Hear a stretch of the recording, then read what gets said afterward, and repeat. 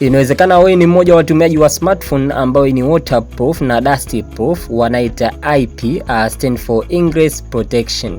Lakini haujui smartphone yako ina kiwango gani cha IP. Sasa leo nipo hapa kwa ajili ya kushare na wewe kuhusu kiwango cha IP kwenye smartphone yako. Sasa kuna baadhi zinakuwa na IPX4, IPX6, IP68. Sasa hivi ni viwango vinavyotolewa na IEC, stand for International Electrotechnical Commission. Hili ni shirika la kimataifa linaloandaa viwango vya teknoloji za umeme na elektroniki, na ni shirika linalohakikisha ubora na usalama. Sasa ikitokea umeona smartphone yako ina IPX4 ama IP68, sasa namba ya kwanza ile ni kwa ajili ya vumbi, dust proof, na ile ya pili kwa ajili ya maji, waterproof. Sasa IP kwa upande wa vumbi, ukiona X, it means not tested, kwa maana haijatestiwa. 0 not protected, hailindi kabisa, na 1 object larger than milimita 50, haiwezi kuingia vumbi, na 2 object larger than 12.5 mm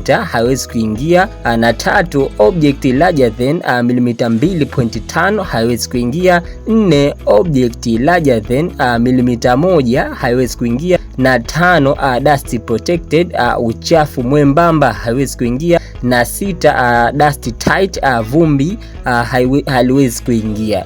Na kwa upande wa maji ukiona X, not tested, haijatestiwa, 0 not protected, hailindi kabisa, na 1 dripping water, maji ya dripping haiwezi kuingia, na 2 dripping water tilted at 15 degrees haiwezi kuingia, 3 spring water haiwezi kuingia, na 4 splashing water haiwezi kuingia, 5 water jets haiwezi kuingia, na 6 powerful water jets haiwezi kuingia pia, na 7 emission up to mita 1, unaweza kuizamisha device yako maji ya mita 1, haiwezi kuingia maji, na 8 continuous immersion 1 meter or more, unaweza kuizamisha simu yako ama device yako mita 1 na zaidi isiingie maji. Na ukitaka kujua smartphone yako ama device yako ina kiwango gani cha IP, basi nenda kwenye browser ya Google, andika jina la device yako na utasoma specification.